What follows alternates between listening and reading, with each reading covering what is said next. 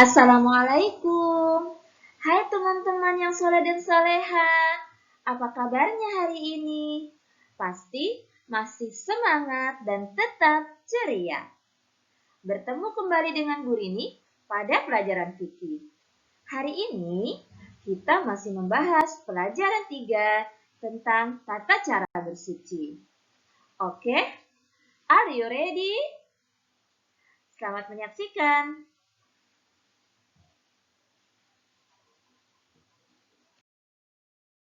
Sebelum memulai pelajaran, sama-sama yuk kita buka dengan mengucap basmalah. Bismillahirrahmanirrahim. Macam-macam hadas dan cara membersihkannya. Sebelumnya kita sudah mempelajari ya teman-teman. Sedikit kita ulang kembali. Hadas kecil. Contoh hadas kecil adalah buang angin, buang air kecil, atau buang air besar. Ketika hadas kecil, cara mensucikannya adalah dengan berwudu. Selanjutnya, hadas besar. Hadas besar, contohnya adalah haid dan nifas. Keadaan haid dan nifas dialami oleh perempuan yang sudah dewasa. Teman-teman, boleh nanti bertanya kepada Bunda. Lalu, cara mensucikan ketika hadas besar adalah dengan mandi wajib atau mandi besar.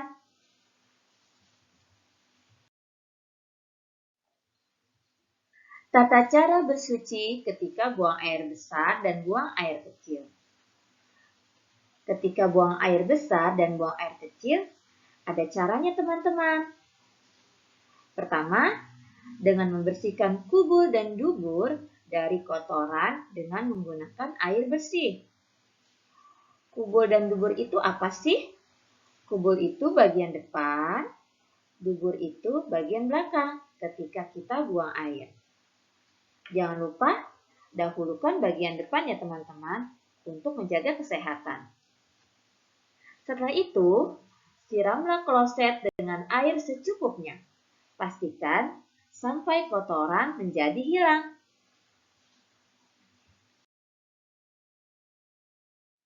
Ayo hidup bersih. Selanjutnya, Bu Rini akan menjelaskan bagaimana cara agar kita bisa hidup bersih. Kenapa harus hidup bersih? Karena kebersihan sebagian dari iman.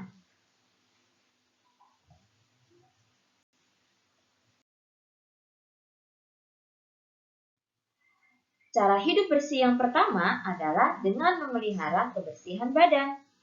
Contohnya, dengan mandi paling sedikit 2 kali sehari, mensikat gigi, menggunting kuku. Jangan lupa ya, minta tolong bunda atau ayah. Yang keempat, mencuci rambut dengan sampo. Nah, ini beberapa contoh ya teman-teman, yang Bu Rini yakin teman-teman sudah terbiasa melakukannya.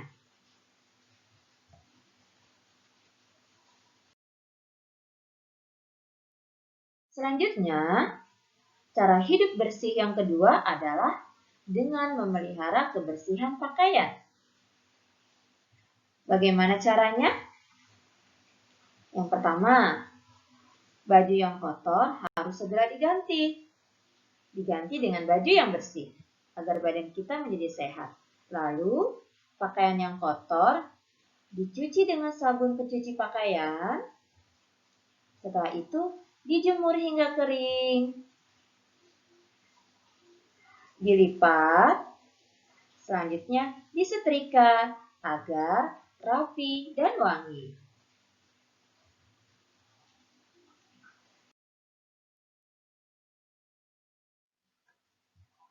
Cara hidup bersih yang ketiga adalah dengan memelihara kebersihan rumah. Teman-teman lihat gambar berikut ini?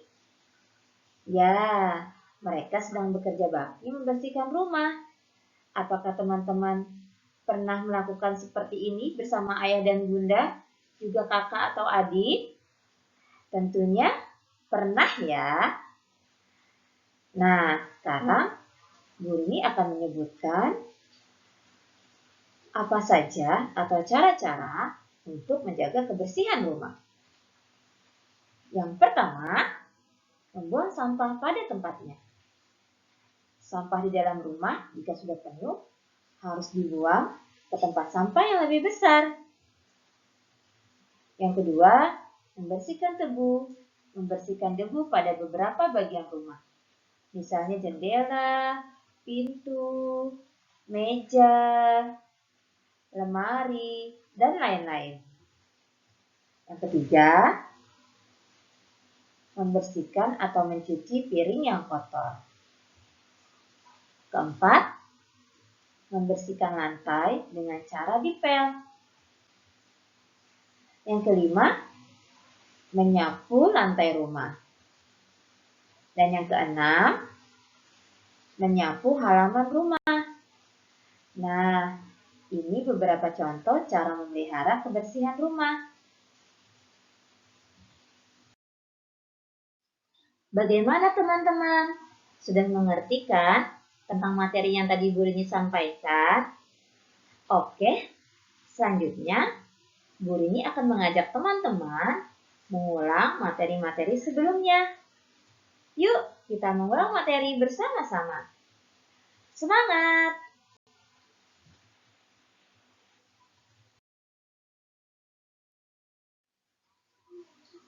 Pengulangan materi kali ini, Bu Rini akan memberikan lewat soal-soal dan teman-teman ikut menjawab ya.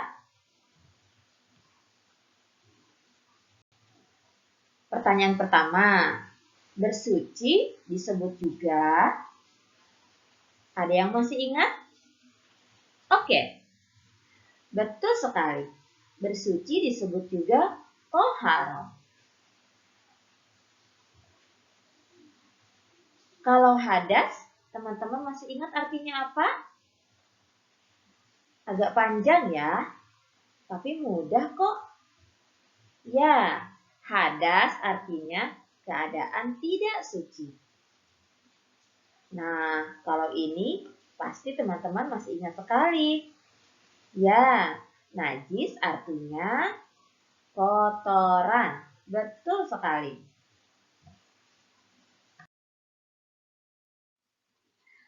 Selanjutnya kita akan mengulang tentang macam-macam najis dan contohnya. Teman-teman, pertemuan sebelumnya sudah menyetorkan tugas kepada Bu Rini.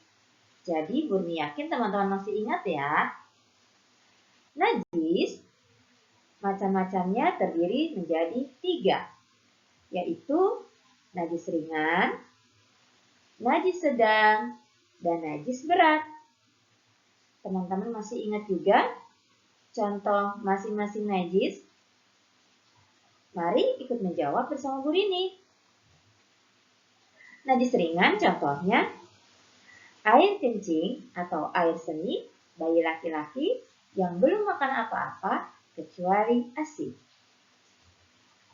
Contoh najis sedang adalah darah, nanah, muntah, dan kotoran hewan.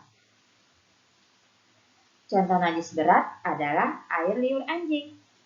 Nah, teman-teman sudah semakin ingat kan?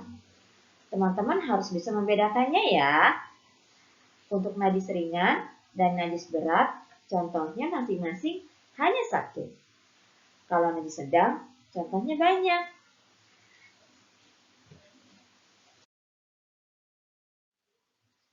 Saatnya Bu Rini memberikan tugas. Tugas hari ini adalah mengerjakan latihan soal pada buku paket halaman 34 sampai halaman 36. Teman-teman hanya mengerjakan bagian 1, yaitu pilihan ganda saja, yang terdiri dari nomor 1 sampai nomor 10. Boleh minta tolong Bunda untuk bantu membacakan, sambil teman-teman berlatih membaca agar semakin lancar. Tugas yang selesai dikerjakan tidak perlu disetor kepada gurini, karena sebagai evaluasi saja untuk melihat apakah teman-teman sudah memahami materi pelajaran hari ini. Alhamdulillah, materi hari ini sudah selesai gurunya sampaikan. Kita tutup pertemuan kali ini dengan mengucap hamdalah. Alhamdulillahirabbil alamin. Gurunya pamit. Wassalamualaikum warahmatullahi wabarakatuh. Untuk teman-teman, tetap semangat dan jaga kesehatan. Sampai berjumpa lagi. Ila liko.